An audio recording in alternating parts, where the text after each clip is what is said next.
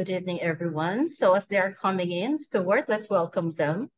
So those who are already joining or have already joined, please tell us where you are coming from, where you are joining from. Hello. Hello, Sergio. Sharjah, Dubai. So that's still UAE. Excellent. Lots of UAE. Abu Dhabi, yeah. Wilson from Abu Dhabi. Hello, Abu Dhabi Pips. Peter. You know, I've never been to Dubai, and we need to change that at some point, right? I'd love to come out and visit you guys. You Looks should. like amazing. I just hear amazing things about the place. Oh, see, another said come to Dubai. There you Let us go. know. Yes. Yeah, in winter, I like that. Thank you. Yes, that's good. Oh my God, our winter is your summer. Well, So as a Brit, you know, your summer would kill me. I think I would just melt and die and yeah, shrivel up. yeah. You won't even get out of the house. Hi, Zaidan. Good evening. Oh, see, Nader is saying it's an amazing place. So we'll There you welcome go. you there. Yeah, so those who have already joined, please feel free to network. Put your LinkedIn address in the chat and let's connect.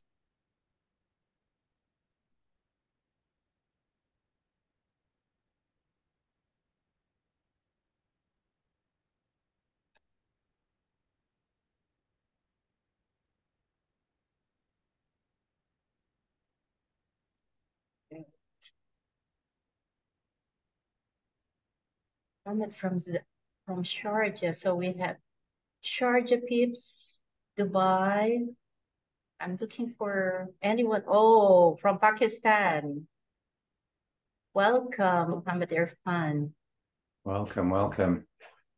We were all in the UK. We were all watching the drama with the cable car over the last few days. I'm glad that worked out well in the end. In Pakistan, that was quite scary. I thought I saw someone from Cairo. I thought. Bonjour, Amin.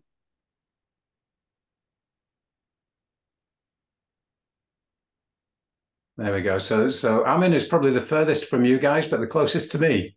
Oh, Amin. Bonjour. Comment ça va? Jamsi, hi. Lori May, hi.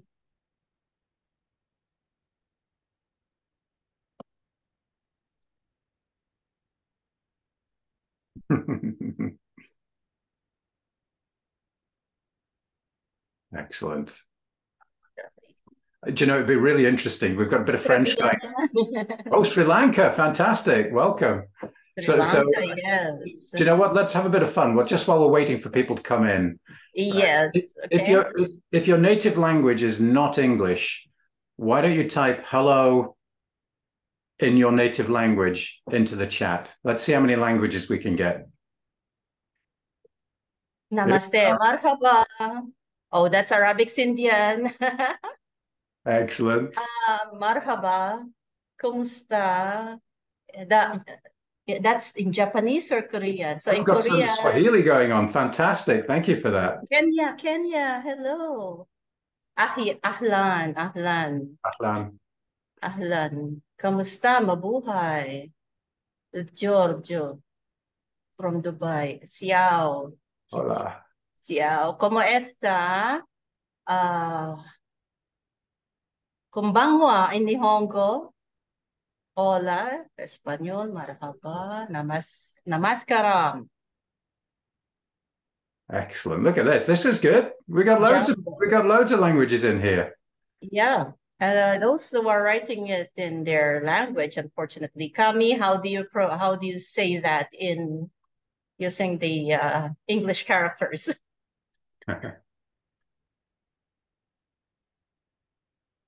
Konbanwa. Konbanwa, genki desu ka?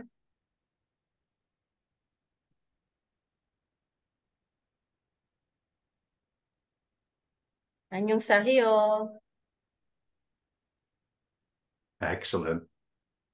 Okay. Also, while we are waiting, it's already 7 o'clock, but let's give a chance to the others. We have a good number of registrants.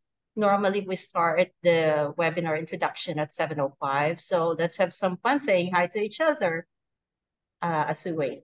Assalamu alaikum, Muhammad Irfan. India. There's one from India. All right. Stuart Taylor from London. Hey, Stuart, good to see you. Hey, another Stuart there. I'm gonna give you the how you'd say hello where I grew up. So I grew up in a region of England called Yorkshire, and so you wouldn't say hello or good morning to someone when you saw them in the morning. You'd say hey up, Hey up, hey up, just hey like up. hey up. There you go. That's a new one for you, Irene. Or something like yo mate. Yeah. I think that's more Stuart Taylor's language, but yeah.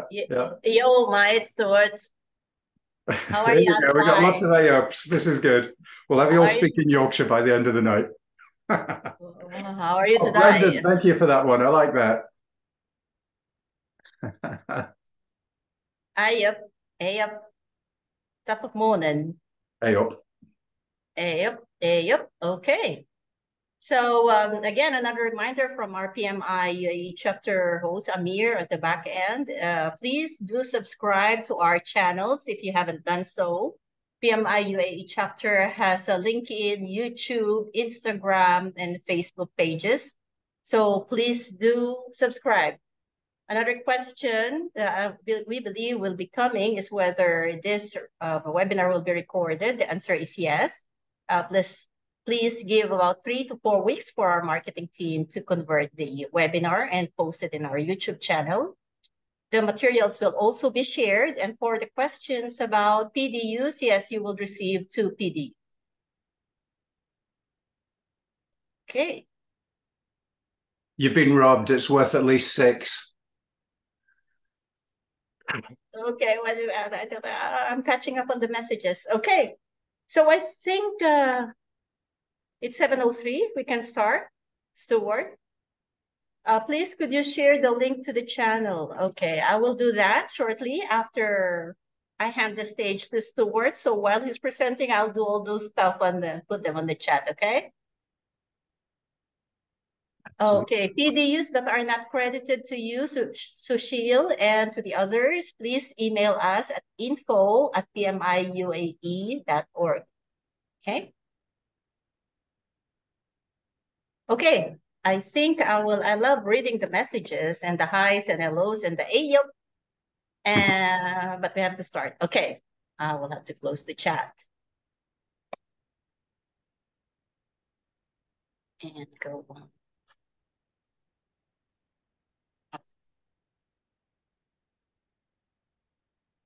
Okay, so I think we're ready to start so that because in respect of time, let me hit 100, Stuart, and then I will start. Come on, let's count down. 97. Let's see if we can get to 100.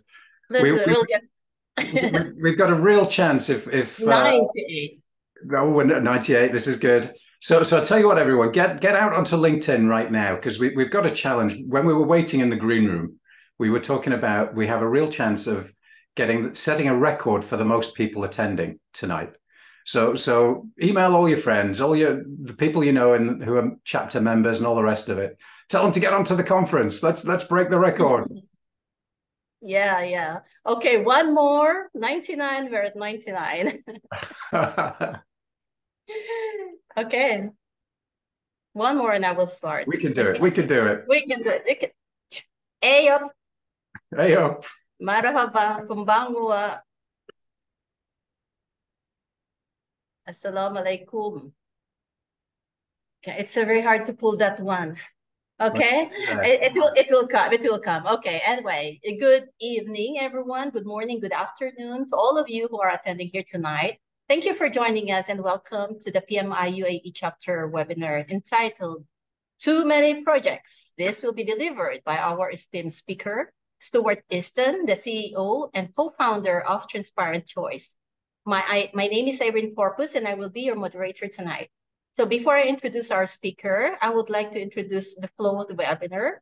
First, I will introduce our PMI UAE chapter, which is very important for the first-time attendees. And then after, I will introduce Stuart and give the virtual stage to him. Following his presentation, which will normally run for about 45 minutes, we will have a short time for Q&A, where Stuart and I will do our best to accommodate all the questions within the time frame. We encourage you to post your thoughts on the chat and interact, and also the Q&A for your questions specifically, put them please in the Q&A box. I will also give a heads up to you, Stuart, as to how much questions we are getting or expecting so that you can manage your time and respond to them all. Okay? Right. So for now, let me introduce first the PMI UAE chapter. Okay, the PMI Project Management Institute was founded in 1969 by a group of working project managers. After 50 years, it is now the source and resource for all things about project management. It is the largest professional association in the world and is globally recognized for its standards and credentials. It also offers training, accreditation, community groups like ours, and they sponsor and publish research, thought leadership, knowledge content. Our vision is to empower and influence individuals with the innovative project economy principles to turn ideas into a reality. And the mission is to disrupt and create value for our chapter members and partners to become agile, innovative, productive in the platform for the growth of the project economy. Our PMI UAE chapter is run 100% by the volunteers. Everyone that you are interacting with, from the events, from the marketing, from the outreach and the governance, they are all volunteers. We are ranked top 5th chapter in the PMI EMEA region. And if you would like to participate as a volunteer, please do visit our website. We are dependent on you, the volunteers, to make this chapter work and have a lot of meaningful activities and invigorating and interactive as possible. Introducing to you our PMI UAE chapter board. They are here, the directors of every section, and with our president, Mr. Adil Sultan, as our president. As PMI members, you benefit from having unlimited access to tools and publications, standards, free access to the PMBOK guide, and discounts of up to 30% for the certifications. We have the 4 pillars, the networking. Please take advantage of this webinar, post your LinkedIn or Instagram or whatever. Let's connect for us to learn and share knowledge to each other. We also have career growth wherein there are certification courses that we share, events like this, diversified webinars, and events in more Emirates like the Abu Dhabi and other events in the region that we participate. We have our silver sponsors, the Dubai and Meras, and we have a good number of collaboration partners as well. You can see them here. You will get automatically 2 strategic PDUs. They will be credited in your dashboard. And if after 4 weeks you don't receive them, please email at info@pmiuae.org. Okay, so now let me introduce to you our speaker.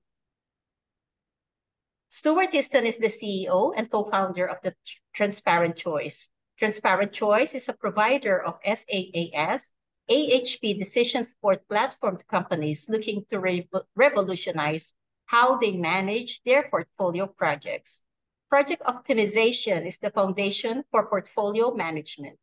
Good prioritization lets you focus on delivering strategic impact, fix the too many projects problem, and more effectively plan your resources. Transparent Choice software helps PMO leaders and executives at top-tier organizations to make high-impact decisions faster using decision science techniques, a trend that can only accelerate as we harness the power of AI to help improve strategy execution and project portfolio governance. As a CEO and co-founder of Transparent Choice, Stuart Easton is also a speaker and blogger on project prioritization and portfolio governance. So, ladies and gentlemen, I know you're already eager to learn and hear about managing too many projects. Please welcome our speaker, Stuart Easton.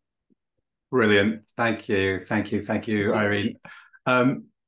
Great. So just a quick thumbs up, Irene, if you would. You can hear me okay? Yep, perfect. Right, well, we'll dive on in. So, hello, everyone. As Irene said, so my name's Stuart Easton, and I do a lot of this kind of volunteer speaking around topics of prioritization, governance, portfolio management. And the reason is because I think there's so much value out there that project professionals can deliver that is not being realized. And very often the reason for that, well, we're going to discover what the reason for that is in a few minutes as we go through the talk. So before we get going, just a couple of warnings. This is not going to be a terribly boring, I hope, presentation. If you're looking for boring, log off now, because that's not going to happen. We're going to have some fun. We're going to have puns and metaphors and lots of silliness. I know you've already asked, can we get the slides? Absolutely. The slides are available, and I will also just put a link here. So that QR code goes to that link. I'll put the QR code up again later on if anybody needs it, but you can get the slides. I'm going to reference a few blogs. I'm going to talk about some blogs and reference those during the talk. So they're all linked from that URL. So you'll be able to get all the materials that we talk about today from that one place. So hopefully that'll head off a couple of questions on the way through the talk. Here's what we're going to talk about. Right, here's the big thing I want you to take away from the next 40 minutes. It's that most PMOs focus on project execution, right? They focus a lot of their energy on how to execute projects better. But that's not really delivering the results that the business wants, that the executives want. And it's portfolio management. It's this solving this too many projects problem and figuring out how to be more effective at the portfolio level that can be the key to unlock incredible performance as a project delivery organization. And hopefully once we get to the end today, you're all going to feel really energized and enthusiastic to go and do something about it, to do something differently tomorrow versus what you're doing today, right? So it's not just a question of banking the PDUs and saying and sort of building up your credits and all the rest of it. What I'm really hoping is that at least some of you will come out of this and write down a to-do list for tomorrow to start taking action. All right. So we're going to talk about solving too many projects in the context of what executives want from the PMO and from the project delivery teams more generally. And we're going to talk about 3 ways of doing that, 3 techniques that you can use and implement really quite easily that have the potential to completely transform the value that you're delivering to your organization, to your business or to the government department, wherever it is you work. And as I said, we're going to have some fun. We're going to play lots of metaphors and puns and things like that. And this whole talk was inspired by a friend of mine.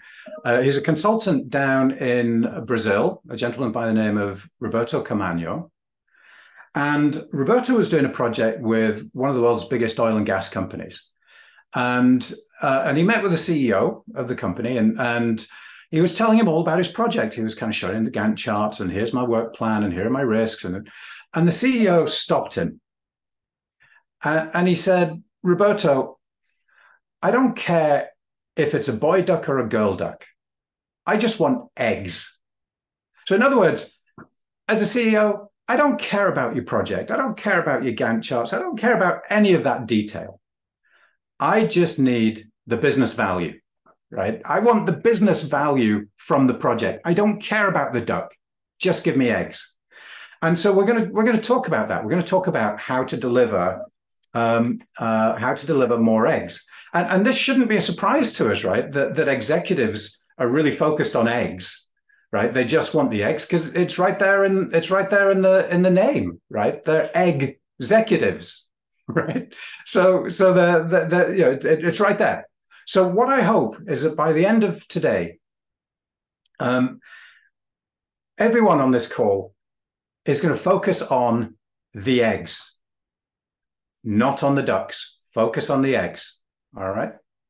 So let's dive in. So executives, most executives that I speak to, and I'm lucky in my job, in my day job as the CEO of Transparent Choice, I get to talk to lots of C-suite executives around the world. And the word, right, the common theme in most of those conversations is frustration, right? They're frustrated. They're spending a lot of money on projects. They've got, rooms full of people sitting there banging away on keyboards doing something. But I, as an executive, I don't see the value flowing quickly enough from all of that investment. And I'm frustrated. And this is because, from the executive's point of view, projects only exist for one reason, only one reason, and that is to deliver the strategic goals.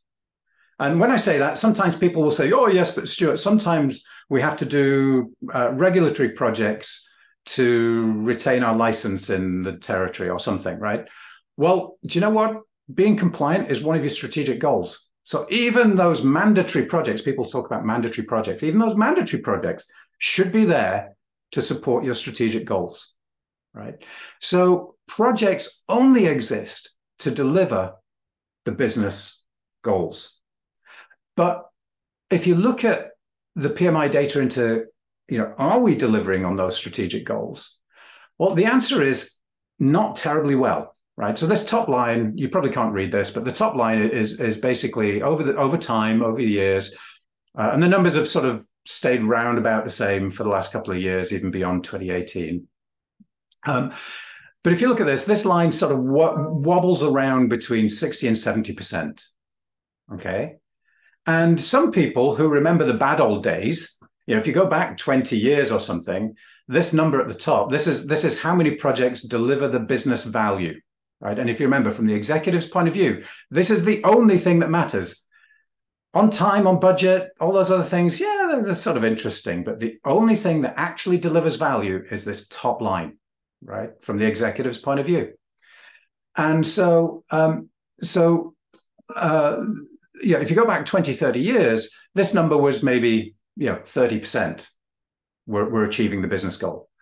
So, the professionalization of the industry has got us to a point where we're delivering between 60 and 70% projects. So, pat yourselves on the back, job well done. But think about it for a second, right? If you had a car, right, you get into your car in the morning to drive to work. Or if you don't take a car, you get onto the train in the morning to get to work. And 30% of the time, the car breaks down, catches fire or something, right? And you don't get to work. Would you keep that car? Would you trade it in? Would you sell it? Would you junk it? Would you fix it? You would do something, right? But you certainly wouldn't keep using that car and not do anything about it if 30% of the time it didn't get you to work. And that's kind of how the executives that I talk to feel about project delivery generally, right? So about the PMO and the project delivery organizations in their companies. So what do we do about that? As an industry, right? Our instinct is to jump in and add more templates, more process, more reporting. Let's go buy a PPM tool. Let's change the PPM tool. Let's create a few more processes and metrics, and that'll fix it. Does it fix it? I don't think it does, actually. I mean, if you look at the data, 70% almost of PMOs are seen as just bureaucratic, right? That's not adding value if you're seen as bureaucratic. Half of PMOs that are attempted fail, and of those that launch, half die within a few years, right? Half are shut down within a few years. This is not the sign of organizations that are doing well in delivering value. And you can, I put this chart up again because we can see we're not adding value, right? That top line has not improved over the last 15 years, 15, nearly 20 years in here, right? If that top line's not improving, that's despite the amount of money that we've spent on training people, on PPM tools, on expensive consultants to come in and tell us how to improve our processes, right? We've done all of that. We've been investing in project execution-y stuff like crazy for the last couple of decades, but we've hit a plateau. So those techniques have taken us from 30% success rates a few decades ago to 60 to 70%. But then that's as far as project execution seems to be able to take us. And you got to remember that the only thing that the executive cares about is that top line, right? Is that project success rate. They really don't care about your project. They don't care that you have an amazing earned value report or that you've got a Gantt chart that should be displayed in the Louvre Gallery in Paris, right? They don't care about any of that. The only thing they care about are the eggs, right? Remember, they're the executives. That's all they care about. Now, just a very quick aside, anyone that is interested in AI and how it's changing the workplace, take a look at the photo on the right-hand side there. That photo was generated using an AI photo generator. I just typed in egg on a business report, and it gave me that. How cool is that? So the old days, that would have taken someone an hour in Photoshop to create that image. So AI is changing the world. We'll come back to that idea a little bit later on, that AI is changing the world. So our question today, and I promise you it ties into having too many projects. Our question today is, how can we deliver more eggs, bigger eggs, more eggs, fewer broken eggs to the executives? Because that's all they care about. They do not care about your ducks. They do not care about the project or the detail of the project. So we're going to obsess, we're going to get crazy mad about eggs for the rest of this session and see if we can figure out how to deliver bigger eggs, more eggs, and fewer broken eggs. So let's start with bigger eggs. So bigger eggs in this case means this is all about selecting projects, that are aligned with the strategy, with the goals of the organization, right? That's what bigger eggs means. Each project is delivering more value because we're picking the best projects. And project prioritization, on the face of it, seems really easy, right? Even a 5-year-old can do it. So if you go to a 5-year-old and you show them, these are all chocolate eggs on the left-hand side, right? And if you say to them, you can pick 2 eggs, right? Jump into chat now, everyone. Tell me which eggs are they going to pick, right? Even a 5-year-old knows how to do this. So I'm sure you guys can figure it out. Thank you, Irene. Irene's first one in there. Well done. They're going to pick the big ones, right? And so they're going to pick the big eggs because they're the ones that deliver the most value. In this case, value is more chocolate. Give me the chocolate, right? And I don't know as I want to be around those 5-year-olds after they've eaten those big chocolate eggs. But the point is, conceptually, it's really simple. But as an industry, we're not very good at it. So according to some PMI research back in 2017, in a typical portfolio of projects, 20% of the eggs, 20% of the projects are so badly aligned with the business goals that they should be stopped. I'll say that again. 20% of the projects, if you are average, 20% of the projects that you and your team are working on today are so badly aligned with the goals of the organization that they should be stopped. And there's a word for that. That word is waste. All right. So that's kind of scary, right? We're wasting 20% of our resources. But at the same time, what I hear from PMOs around the world is, I've got too many projects. Okay, we've got too many projects, but 20% of them are waste. Seems like there's a correlation between these two statements, right? If we can figure out how to solve this too many project thing, then stop doing the wasteful projects, then we'll deliver more value, right? So, but this isn't the only thing that we hear from PMOs, right? So when you say, well, why can't you do it, right? Why do you find prioritization hard? very often we'll hear, look, there are no clear criteria. There's no clear statement from the business of what our strategy means, what our goals are. So how, if we've got no clear statement of what the criteria are for deciding which projects are good and bad, then how are we going to do that prioritization? We often hear that they wrestle with everything being priority one. As I go through this list, there's only one more after this. If this sounds familiar to you, right, jump in and just say, yeah, that's me, right? Just let me know. Jump into the chat and just let me know. Because we hear this all the time, right? I have too many projects. We don't have clear criteria. The business keeps changing their mind. Everything is priority one. If everything's priority one, then nothing is priority one. And ultimately, it often comes down to, choosing projects usually comes down to a discussion between a bunch of executives, and he who shouts loudest, the person who can sell their ideas the best, right? They're the ones who get the projects done, and that's not ideal. So what do? Well, as a PMO, typically at this point, as a PMO lead, you typically jump onto Google, type in project prioritization, and you'll get, 1 million or 2 articles and videos telling you how to do prioritization. But the problem is, most of those articles are telling you to do things that the research has shown are not very effective. Right. So these are just, people are telling you how they've done it for 20 years. That doesn't mean it's the right way to do it. It just means that's how they've done it for 20 years. So we shouldn't really be asking, project consultants how to fix project prioritization, because it is not a project problem. Right? Having too many projects comes down to prioritization, right? Poor, weak prioritization. And project prioritization is not a project management problem. It is a decision management problem, okay?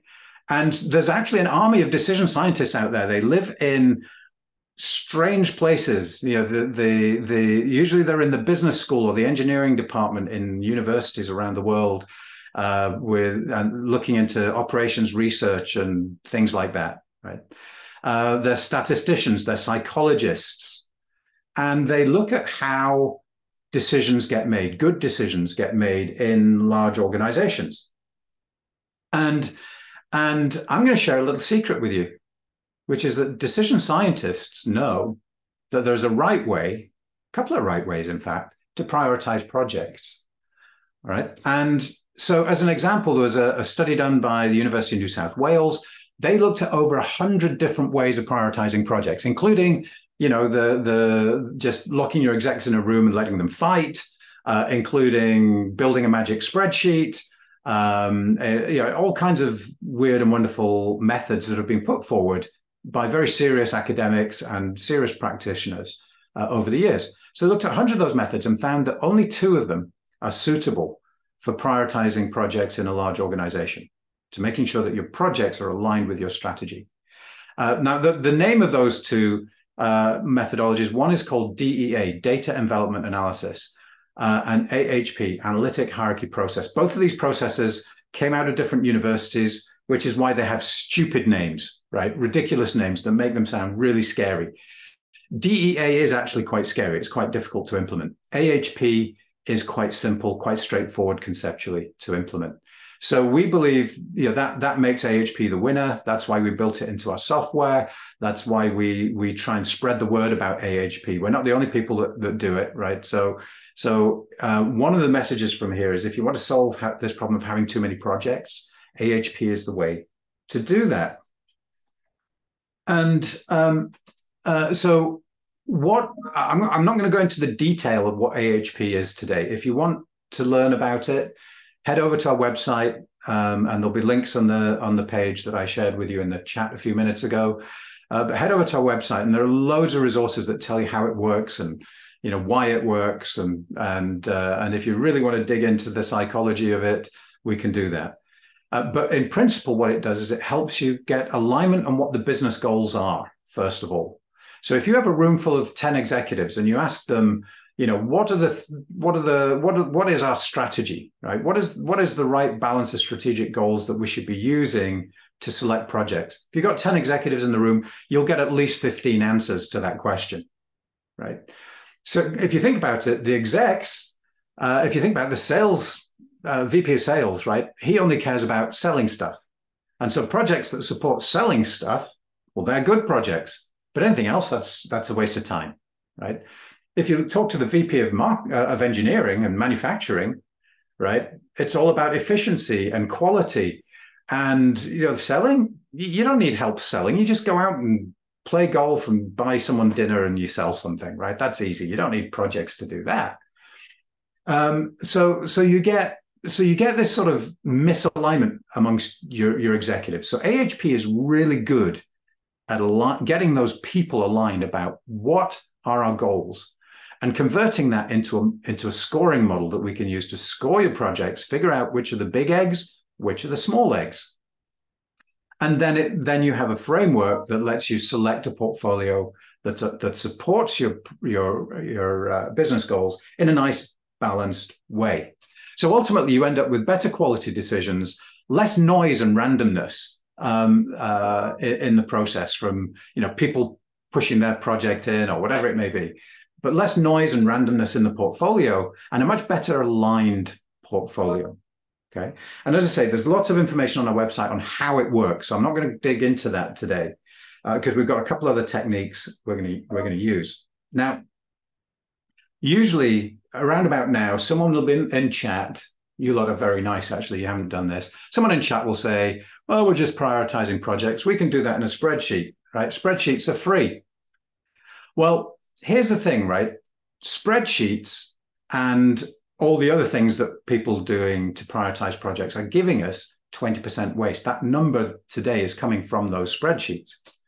And so if you think about that, right, if you're investing $10 million a year into your portfolio projects, right, and if you're a project manager on this call, if you're a PMO leader on this call, right, be under no illusion. You are not a project portfolio manager. You are not a project manager. You are an investment manager. Your job is to give your organization a return on their investment. So let's say you're investing $10 million in your portfolio projects. So 20% of those are waste. That's $2 million waste. But it's worse than that because we expect a return on our investment. So let's say on average, you expect a 3 times return on investment, something like that, right? 3x seems reasonable. That means you're missing out on $6 million of value because someone wants to use a free spreadsheet, but the spreadsheet's not free. It's costing you $6 million a year, right? So if you want to get a handle on prioritization, if you want to fix that whole thing about prioritization, then AHP is the best way to do it if you're in a large organization. So that gives you the bigger eggs, projects that are better aligned with your strategy than you're getting today. So the next section is about how do we get more eggs? And we're going to talk about the too many projects problem in real detail now as part of this. Now, to do this, I'm going to talk about roads. So what's the point of a road? Anyone want to throw in there? Why do we build roads? What's the point of having a road? Oh, everybody's thinking to travel. Yeah, okay. To get from A to B. I like that one, Brendan. That's good. Cool. So fundamentally, all of what those answers all have in common is that it's about moving people from one place to another. It's about getting people to their destination. And we do that by putting people into cars. And then we put the cars on the road to get us to where we're going. So in this metaphor, I did warn you we're going to have lots of metaphors. So in this metaphor, right, people are the business value that you want to get, right? They're the eggs. The cars are the projects and the road are your resources, right? Exploration, I love that one. Oh, that is brilliant. Who was that? Stuart Taylor. Thank you very much. I enjoyed that one, Stuart. I'll buy you a beer when I see you next for that one. Exploration. Excellent. So here's our road. Now, if we don't put any cars on the road, we deliver no people, right? We don't deliver any value. So what do? Well, we put some cars on the road. Great. We put a few cars on the road. They drive along. They get to the destination. People get out. Yay! We've added some value. Hurrah! Pat ourselves on the back. How exciting. So we put more cars on. Let's put a few more cars on now, right? So now more people get to the destination. This is good. We're delivering more value. More people are getting there. So let's add even more cars. Fabulous. Even more value is being delivered as we put more and more cars on. So let's keep putting more and more and more cars onto the road until we utilize all of our resources. Well, there's a special word for that with cars. When you utilize the whole resource, when you utilize the whole road, it's called a traffic jam. And there's no value getting delivered here, or very little value. Everybody's moving really slowly. And that's what happens in your projects, right? If you have just a few projects over here on the left-hand side, when you have just a few projects, right here, everything's good. You can add more projects. More projects will give you more value. And then, or you can add more projects, utilize more resources, that'll give you more value. But at some point, right, projects start colliding. Things go wrong in projects. They just do, right? You get resource contention. You got to fix the things that go wrong. That pulls resources off other projects. Those projects slow down because you've just stolen their resources. And things fall off the cliff really quickly. Now, this usually happens, right? This point is normally at sort of 80–85% utilization of your resources. Okay, so this is business value we're delivering. This is the utilization rate of our resources. So there's a curve, it goes up, up, up, and then around about 80–85%, it suddenly drops off. And of course, where most organizations are today, they're not here, they're over here. Right? This is too many projects. When you're here, it's too many projects. And often what you find is that, let's say you're at 93% utilization. If an exec doesn't understand this and they see 93% utilization, their instinct will be to say, let's give them 7% more projects, right? Let's get to 100% utilization. And that makes everything worse. It slows down your project delivery, your project flow, if you overload your people. So how do we fix this? Well, we know how to fix, we know how to prioritize projects now, right? Because we use AHP to prioritize projects. And if we've got a really good AHP model where we can score the projects and we can really understand the value for money that every project represents, well, if we can do that, then we can put ourselves at the top of the hill, right? Because here's a little secret, right? Most people, I won't say everyone, most people think that project prioritization is about picking which projects to do. Well, kind of, but not really. Project prioritization is actually about deciding what not to do. Right? Think about that for a second. Project prioritization is actually about deciding what not to do. That is what lets you put yourself at the top of the hill, having a good mechanism to choose to do some projects and not to do others. So you cannot put yourself at the top of the hill unless you do good prioritization. And because we're using AHP now in this story, right, the hill is a higher hill, right? We're up here, we're not down there, because we're picking bigger eggs to mix our metaphors, right? We're picking better projects that support the strategy more effectively.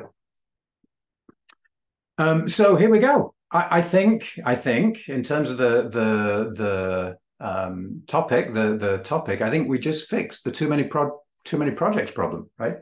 All you need to do is put in place a really good prioritization process, and then make sure that you're estimating how much effort each project will take, and then put yourself on top of the hill where you're delivering. You pick the best projects, start with the one with the best value for money, keep climbing the hill till you get to where you think the top of the hill is, and then stop. Don't add any more projects, right? So we solved it. And the effect of solving it is that we're going to deliver a heck of a lot more eggs, right? We're not delivering a little bit more value here. We're delivering a huge amount more value by moving from this point on the lower hill to that point, to the top of the hill of a higher hill, on a higher hill, right? So we've already added huge value, right? In this case, it's about double, right? We've more or less doubled the value from the same resources, right? And I think that's a wow moment, right? So anyone who kind of likes that, give me a wow in the chat, please, right? Because I think that's a wow statement. We haven't changed anything about the way we implement projects, right? All we've done is we've looked at how to balance the resources available with the demand to the resources available, and make sure we're picking the biggest eggs, the highest value. But we're not done yet. I've got one more technique I want to share with you that can really add a lot of value. So for that one, we're going to change again. We're still going to talk about roads and utilizing a road, but this time it's a running race, right? So imagine maybe this is the London Marathon or something, right? And as you can see, the road is pretty much 100% utilized at the start of the race, right? The gun goes off, bang, and everyone starts running all at the same time, right? Because that's what you do in a race. You all start running at the same time. And that's great, except this guy's not paying attention, right? I don't know if he's picking his nose, or maybe he's thinking about what he's going to eat after the race. I don't know. But he's not paying attention. And so he kind of stumbles, and he bumps into the runner next to him, and she staggers and falls over. And the runner behind her, the two runners behind her, trip over her. And then the three runners behind that trip over them. And before you know it, you've got 20, 30 people lying on the floor and wondering what just happened. Right? Well, what just happened is that you started all your projects at the same time. That's what just happened. And they bumped into each other, and things went wrong, and everything just stopped. Right? That happens all the time. Again, jump into the chat if you've had that experience where I'm always amazed when I hear people say, "Oh yes, our financial year starts next Tuesday, so we're going to kick off all our projects on Tuesday." Right? I hear this all the time, and it's an absolute disaster. Right? You're almost guaranteed to have a log jam, and for all your projects just to stop moving forward, because they're all competing for the same resource. In this case, they're competing for the same road. Right? And anything that goes wrong escalates, bumps into everything else because they're so crammed in, and everything just stops. All right. So the answer is really simple. Stagger your projects. Don't start them all on January the 1st or whatever the start of your financial year is. And then think about what resource you have that is most in demand. What's your biggest bottleneck? And schedule your projects around that resource, right? Around keeping a nice steady flow of work through that resource. Right? Don't worry about maximizing everybody else, because it doesn't matter. If there's a resource that is only 70% utilized over the whole year, there's no point trying to get it to 100% if doing that means that the most constrained resource has to work 150%, because they can't work 150%, right? So figure out which is your most constrained resource and build your schedule around them. Okay. And then just balance it month to month. So you come up with a roadmap that means that you don't have too many peaks and troughs in the demand for any of your resources. Okay, so that sounds really simple to do. You could try and do it with a spread. It sounds like I'm on a real downer for spreadsheets tonight, and I suppose in a way I am. Spreadsheets, right? You could do it in a spreadsheet. I wouldn't recommend it if you have a portfolio of any size. If you have 5 projects or something, you could probably do it in a spreadsheet. But if you have a portfolio of any size, doing it in a spreadsheet is just going to be so painful and just not work. Now, the better PPM tools move the game forward on this, right? So the best PPM tools, typically they'll have something that looks like a Gantt chart, but instead of being tasks, it's projects in the Gantt chart, in the timeline. And then down below, there's usually a table that shows your different resource pools And as you're placing projects onto the timeline, the resources down below are either green, yellow, or red, depending on whether you've exceeded capacity or not, right?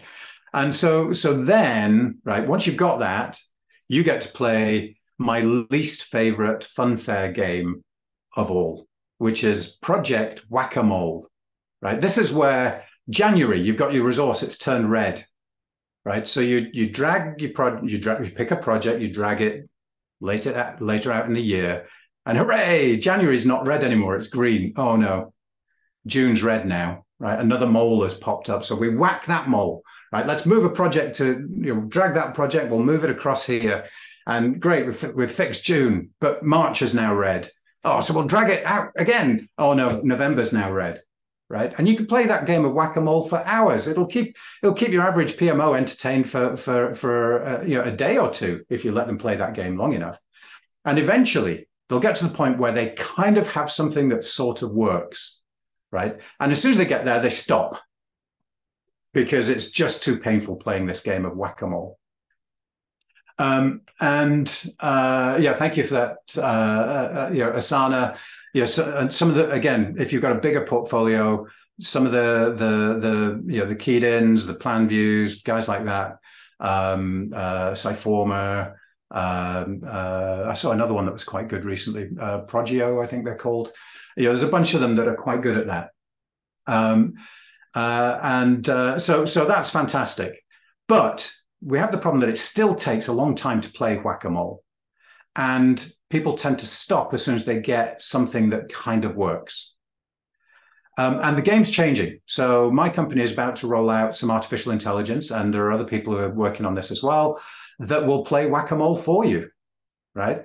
So, and I told you we'd come back to AI, right? So the artificial intelligence guide's a simulation tool that will play whack-a-mole a lot faster than you can. So you put in your assumptions, you press a green button, and a couple of minutes later, it's gone through hundreds or thousands of iterations to get to the best solution that it can find, right? That's game-changing. Now, it's not game-changing because it saved you, the PMO, a few hours, right? That's not why it's game-changing. It's game-changing for you personally because that's half a day of your life that you just got back. But for the organization, this is really important because it means that we can now run what-if scenarios, right? So every PPM tool will talk about, oh yeah, we run what-if scenarios this and what-if scenarios that. But when you actually do it, you always hit against the whack-a-mole problem, right? Where, okay, so we'll change our assumptions, and now let's come up with a schedule, a timeline. So you start playing whack-a-mole again. And a few hours later, you've got an answer. Well, it'd be really nice if we could just do that in a couple of minutes, because then we could go through more what-if scenarios and come up with better solutions. And what's even worse here is that as soon as you start executing projects, things change. So that project we thought was a 3-month project, actually it's a 6-month project. So we have to go back and start playing whack-a-mole again because something's changed. With AI, you can go back and just press the green button and it'll play whack-a-mole for you. So that means that you can respond and be much more agile in scheduling and staggering your projects than you can with today's tools, right? So the technology is really changing here in this space quite quickly. So I really recommend you keep an eye on transparent choice, but also look around in the marketplace. There's some really, really cool things happening out there. So we've talked about staggering. We've talked about these 3 techniques, right? Prioritizing projects, putting yourself on top of the hill, right? So that's getting rid of too many projects, and then scheduling. Does this really work, or Stuart, are you just talking fairy dust, right? Stuff that doesn't exist. Well, let me introduce you to a friend of mine. This is Mike Hannon. And Mike uses these techniques all the time with organizations to improve the flow of projects. And these are just a couple of examples from Mike. These are real world examples. And they're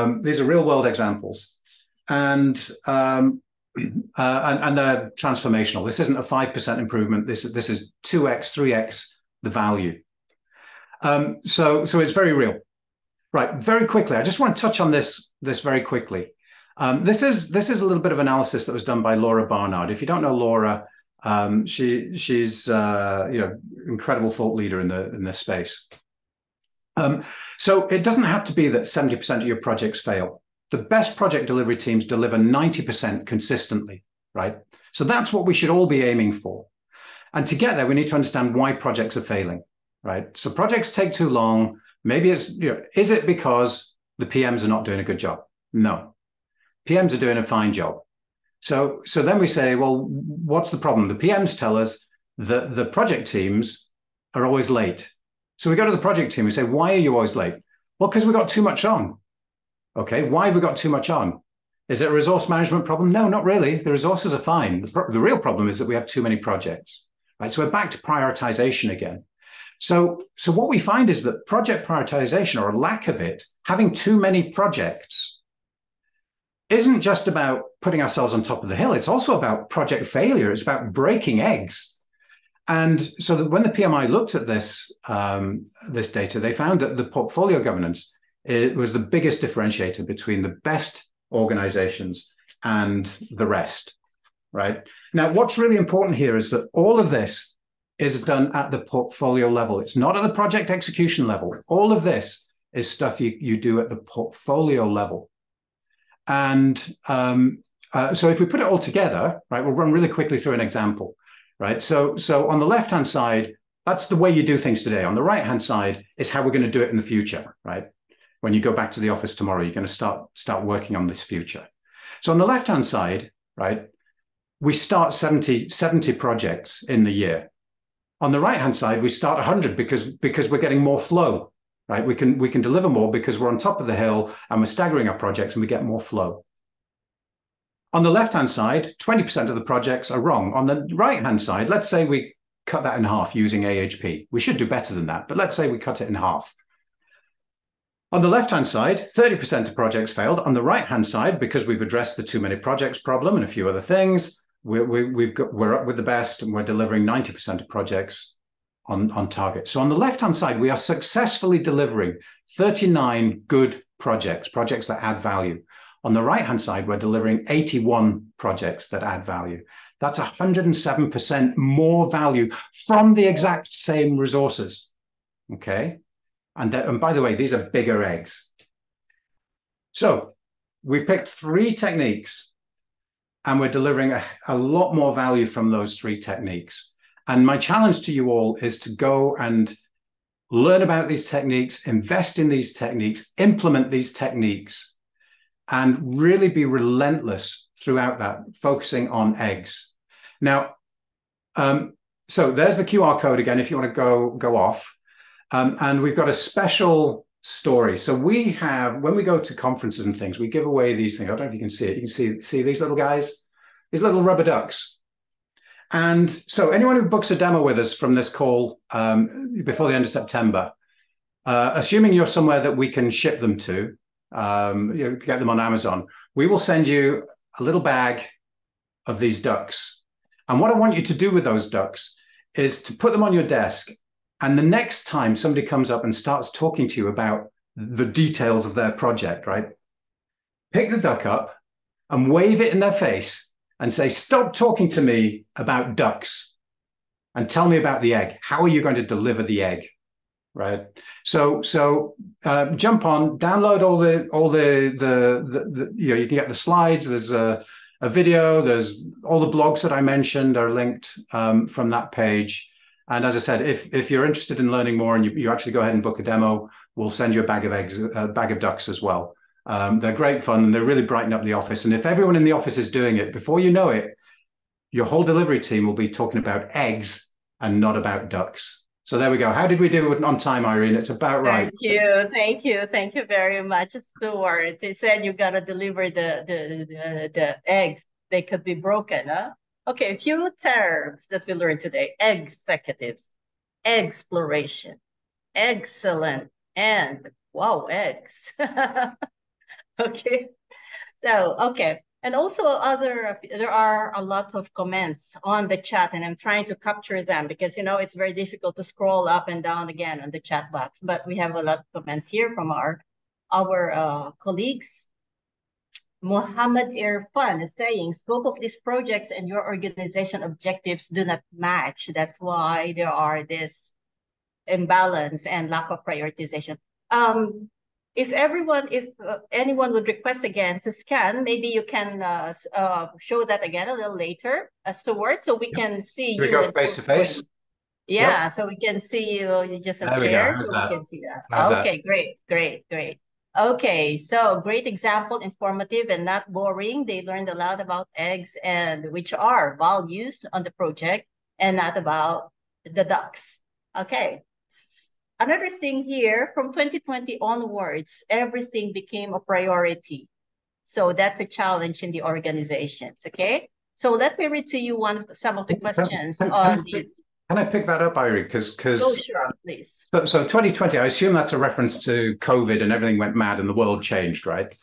So let me tell you about there's a charity in the UK. They're called the Royal National Lifeboat Institution, the RNLI. They run all the lifeboats in the UK.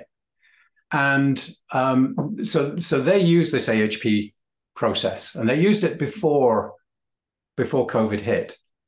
And what we saw around the world when COVID hit was that organizations just went into panic. They had no idea what had to change. They knew something had to change, but they had no idea what had to change, what projects to start, what projects to stop. With the RNLI, because they used this methodology, right, they had a really clear scoring model. And they were, in the course of a 1.5 hour meeting, they were able to adjust the scoring model and completely pivot their portfolio to support what they needed during COVID, right? In an 1.5 hours, they were able to do that. So I want to just kind of hammer home to you guys, this is not fairy dust. This is not just, academics doing stuff. This stuff really works, but not enough people hear about it, learn about it.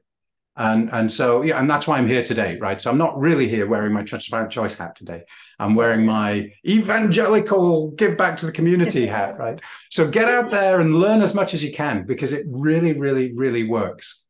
Yes, and there's already the link that I think is already been shared on the chat box. Please access that link for more information about the AHP. I have a question here from Mohammed Irfan. How do we prioritize projects for government departments? It is always urgent. Funds are not timely released, and you are bound to deliver. Great. So it's a super question. Now, government departments have a rather difficult, a slightly different challenge to businesses. So with businesses, the CFO thinks that it just comes down to money, right? How much is it going to save us, or how much revenue will it generate? He's wrong, by the way. It doesn't just come down to money. There are other things your company needs to do, but that's a different topic. But in companies, you can always bring it down to money at the end of the day if you have to prioritize stuff. But in a government agency, it doesn't work like that, because you're not there to generate profit. And what you are there to do is to generate value for your community, right? However, and that's the problem, is that the different people in your organization are defining value differently. That's what makes it so hard. And so actually what you need to do is bring those people together. And this is what the AHP process was designed to do. So it was designed by a mathematician, but he also collaborated with a bunch of psychologists and things like that to figure out how to solve that problem, right? So you bring your leadership team together and you build this model using some quite advanced collaboration techniques that force them to clarify what they mean when they say we want to do things that add value to our community. Now, as soon as you have that, then you can score projects. And as soon as you score projects and you can give them data that shows which projects offer the best value for money, then prioritization becomes really simple, right?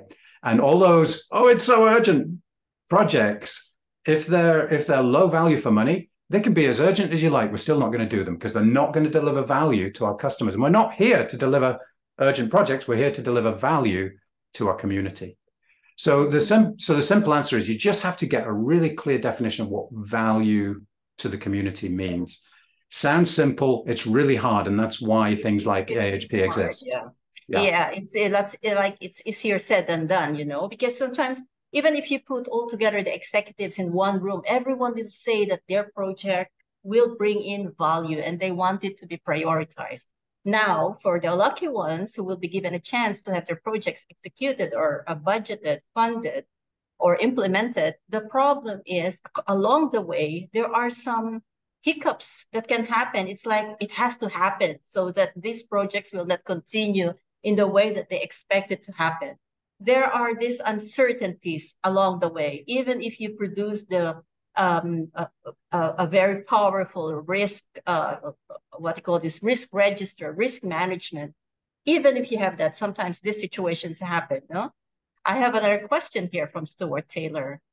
I see reduced traffics or projects is going to improve how well projects are delivered, especially complex or multi-team department projects.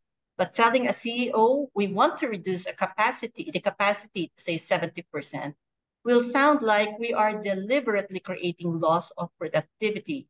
Do you have a good argument on that challenge? So do you know what? Executives are actually generally really smart people, right? They're not idiots. They don't just sit in an ivory tower making arbitrary decisions and not listening to people. They're usually quite smart. And so my suggestion would be take those slides from today, take that curve, and just walk them through it. Have a discussion with them about that curve. Use those slides with the roads, right? Everybody, it's not difficult to understand when you think about, 100% utilization, that's a traffic jam. Okay, we don't want that. And just have that conversation. There's no magic wand. You don't just wave a magic wand and it's fixed. You've got to talk to people and have that conversation. But once you have that conversation, my experience is that they then become kind of really excited about it, right? And because they understand that by reducing the load, they're going to increase the number of eggs that they get, right? And that's what's in it for them at the end of the day is more eggs. They want more eggs. Yeah, more eggs, okay, than the ducks.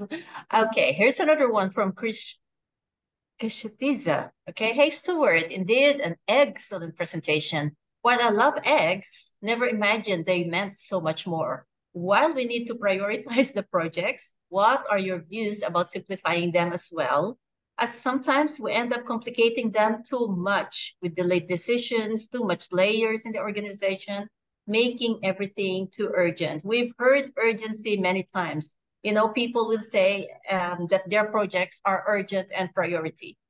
But again, it has to go through the prioritization process. Okay, your thought on this?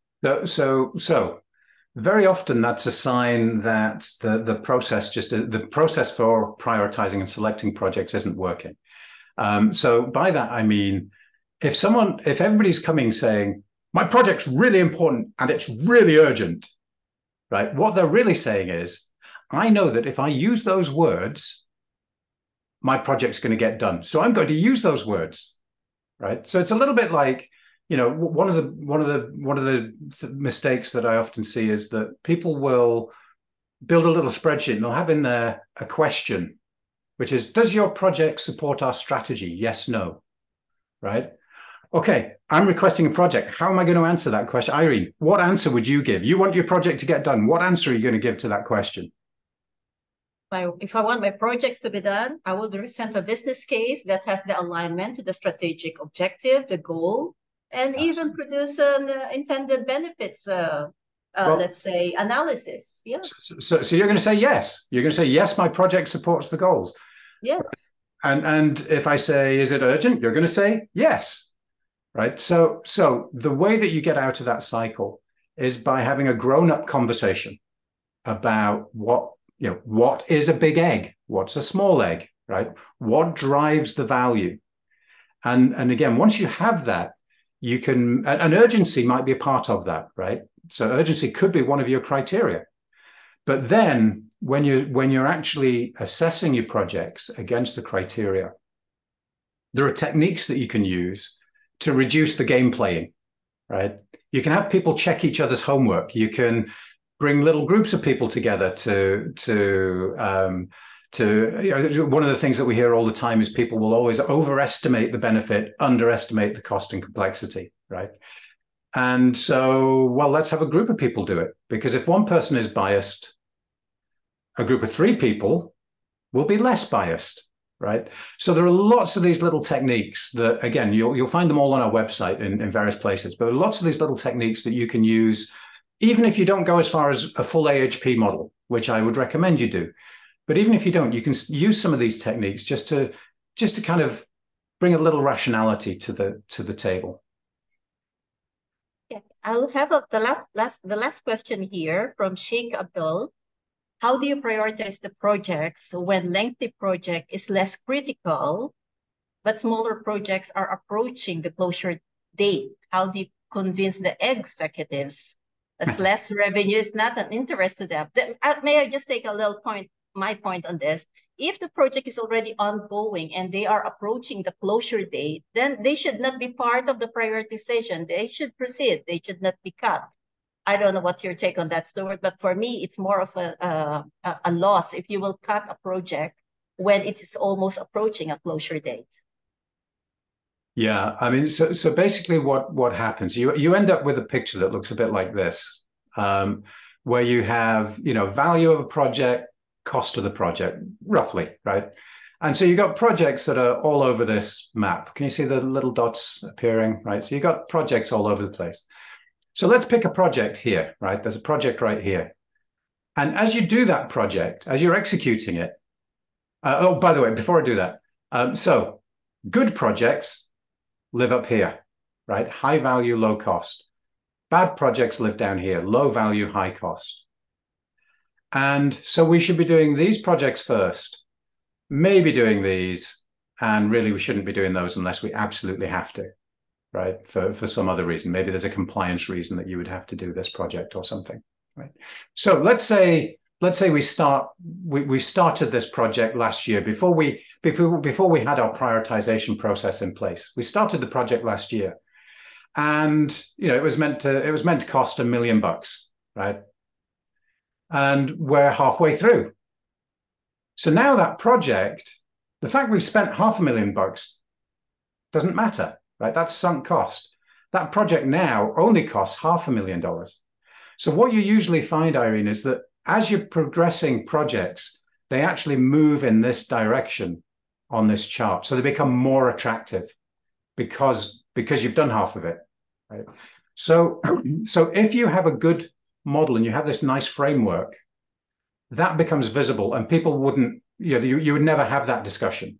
You'd never need to have that discussion, because those projects that are halfway done every day should be getting more attractive. Now, of course, if you open a project and suddenly it looks like it's twice the work you thought, then it becomes less attractive. It becomes more expensive, right? And then you should deselect it, right? If it's not going to deliver value. Indeed.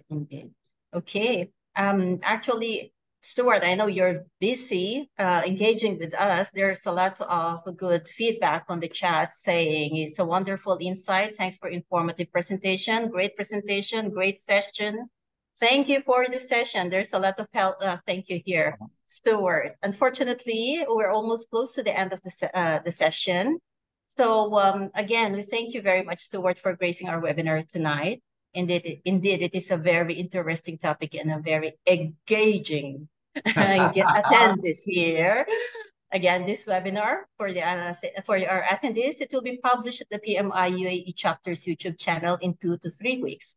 I hope, Stuart, we can invite you again in the future webinars or face-to-face seminars to visit us here in the UAE, okay? And to our attendees, as we close this webinar tonight, I would like to thank you all for your participation. You are all amazing audience. As always, the success of every PMI UAE chapter event, whether virtual or face-to-face, is through the collaboration of all the volunteering teams. This includes our colleagues from the marketing team, the membership, outreach, volunteering, finance, and governance.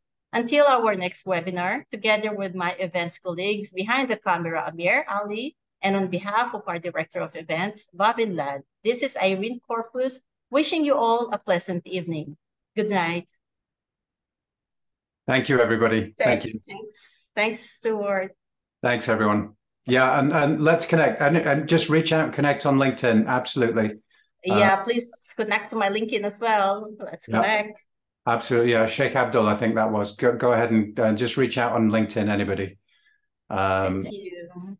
Great. Thanks, Amir. Thanks, everyone. Anchal and Parvez. Thanks. Bye. Good night.